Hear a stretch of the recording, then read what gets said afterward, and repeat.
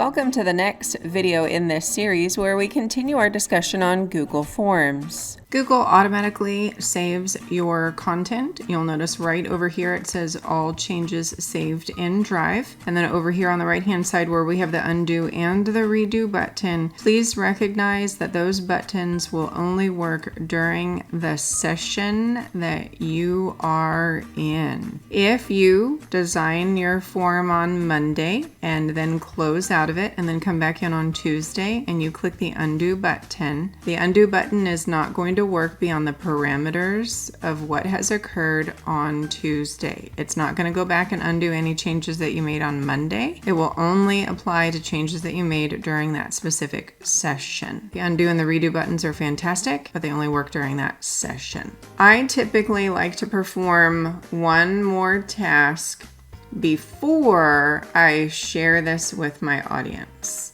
When I share it with my audience, I am intending to receive information from them, and that information needs to be saved somewhere. I like to make sure that I've got that all wrapped up, tidy, and in spot before I share this with my users. I'm going to come over here to where it says responses.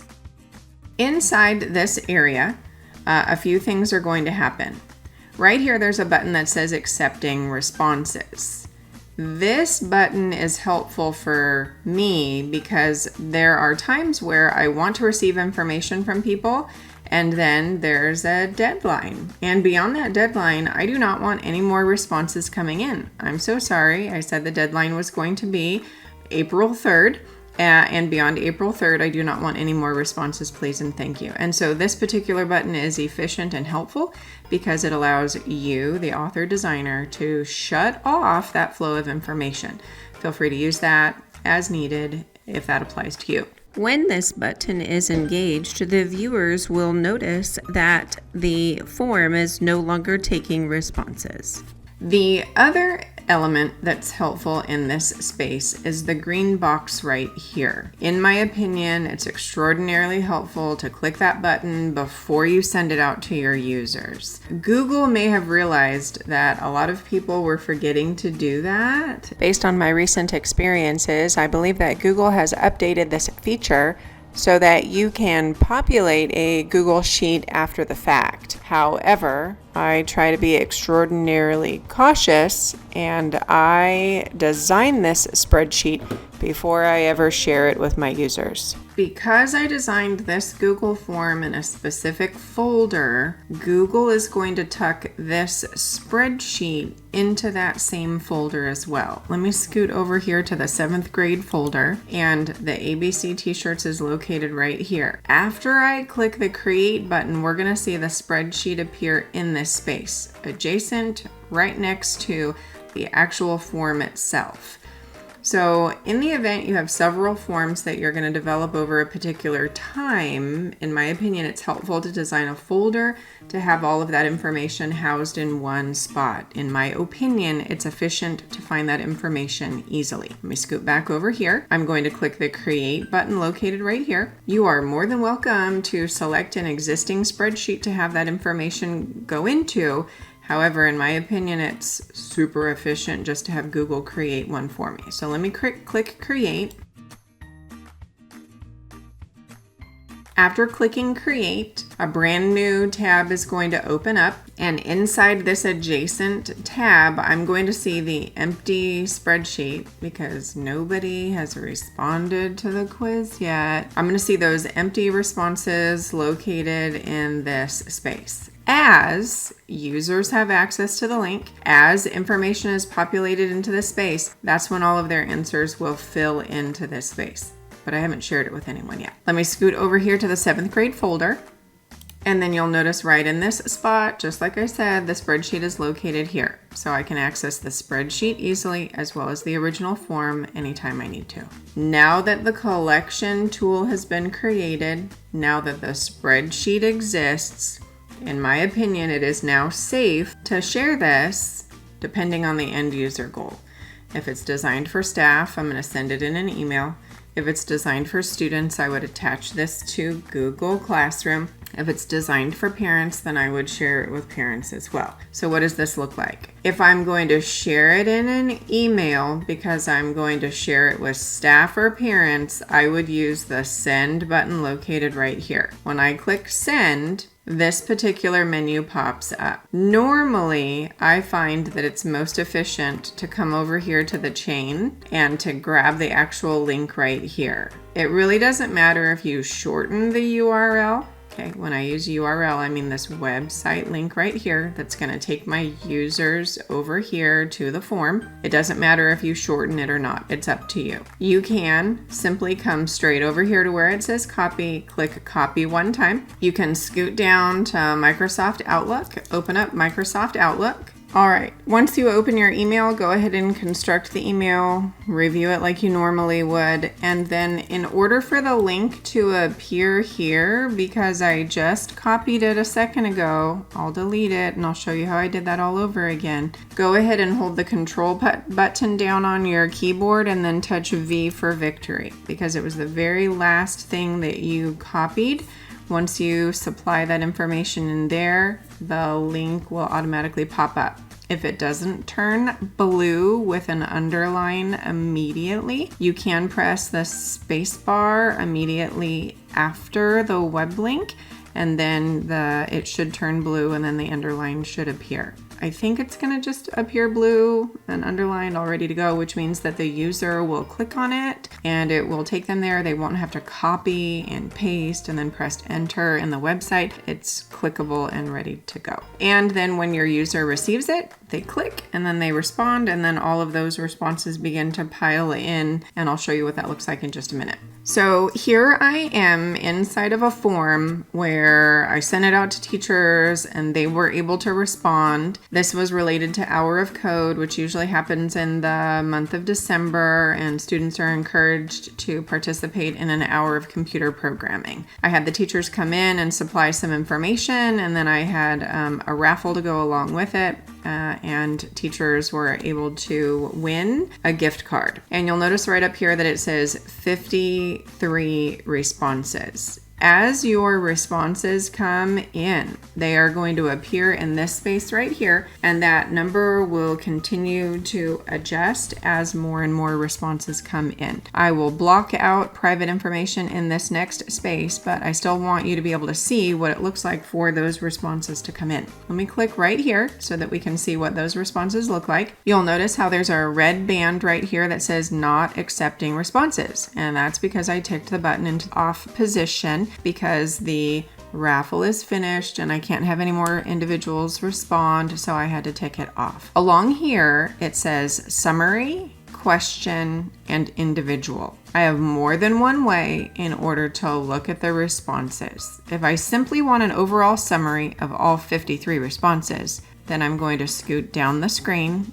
in order to see what the summary looks like. If I want to see how people responded based on individual questions, then I can see what that looks like, and I'll model those for you in just a second. So let's go down to see what summary looks like. All of the emails are located here, and you'll notice that not all 53 of them show up at one time. I'm actually going to scoot this bar down in order to see them.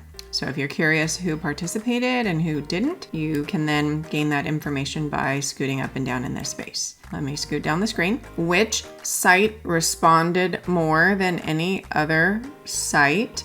And for this particular survey on this particular year, this is how the data populated. If you're grabbing data specific to your site and you want to share that out with your PLC, you're more than welcome to just click the copy button right here, and then you can tuck it into a document or a Google slide presentation or a PowerPoint presentation, and then share that information. Maybe you're grabbing data from your parent community and you want to share that information out, then you can simply copy that, and all of that information has been tabulated for you. For this particular question, did your class participate in Hour of Code?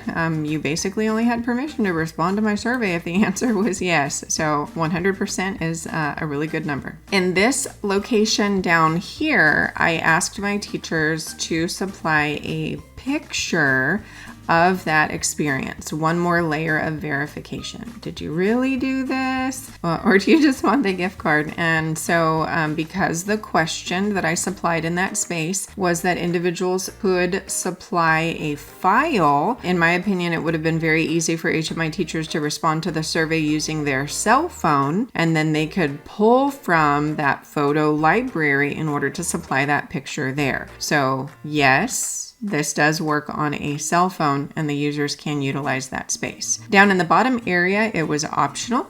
If any of my teachers wanted to supply some additional information, whether or not they loved it, they liked it, it was fantastic, they do it every year, they look forward to it. All of their responses populated into this space. All right, let me scoot back up. That was the summary. If I want to see a question by question response, then I'm only looking at question number 1. And by scooting down here, all I'm looking at is email addresses. If I tick the arrow to the right, now I'm seeing an overview of question 2 only. Once I scoot down, I can have that hard data associated with how many respondents, how many individuals responded to each question. So this was question 2, how many individuals responded to each question. That data shows up here. Then when I scoot to the right one more time, the next question, did your class participate? And because there are only 2 answer options, it's either yes or no, and all 53 individuals responded to yes, and so that's all I see in this space. Scooting over to the next question would be the actual image, so those images would appear in this next space. It isn't so much that I live see those images right here, it's just the name of those individual files are going to appear here. And in your mind you might be thinking, well, what happens when individuals respond with a file? You certainly have options.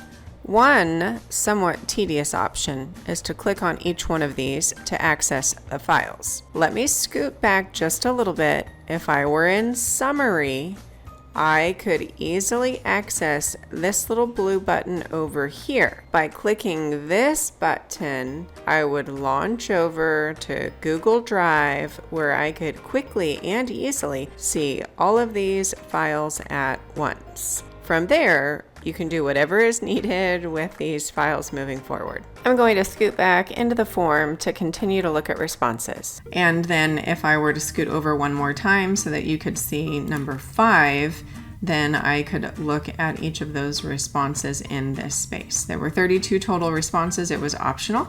Not everybody needed to respond to this question, and so it was optional. It was not required, but each of those responses would be supplied in this space. The last option is individual. If I want to look at each individual, each person, how did each person respond, then the email address appears at the top. The individual's response for question 1 appears here, question 2, question 3, and question 4. And I can either scoot to the right 53 times, or I can actually search by number if I wanted to. Maybe I know, oh, you know what? The person who was 16th in the response queue, I wanted to look and see what it was that they said, and so I can jump to that specific response. Their email appears right here, and then each of their individual responses appear down here. So however you want to look at the data, you have the ability to do that. Likewise, in order to efficiently return to the spreadsheet for this form, please click right here. And the spreadsheet will open up in an adjacent tab. Along the top there is a time stamp letting you know the date and the hour that the individual responded. All of the emails are going to show up in this column, and then each of the answers for each of the questions will appear in the following columns. Column D, E, F. You're going to see all of that information appear here. And I was the one who illuminated these 3 bands because I gave away 3 gift cards. Those were the 3 winners. For note-keeping purposes, their numbers were randomly selected, and so I tucked that in there so that I could remind myself, oh yeah, you already gave them the gift cards, don't hand them out twice. So you have access to this information, and you could then move on to whatever those next steps were. If it was t-shirt related, because you're actually doing t-shirts, then you could move down the column efficiently and say, I have 22 larges, 17 mediums, and 4 smalls that I need to order. And and I need specific sizes, colors, whatever, then I could go through this spreadsheet in order to figure out also who's missing. You know, I'm supposed to have 7 more individuals respond, but I don't have those emails in here yet. This is how you could efficiently go through and utilize that information for whatever purpose is necessary. All right, that is all the time that we have for this video. Thank you so much for joining me for today's video. Please join me for the next one, and have a great day.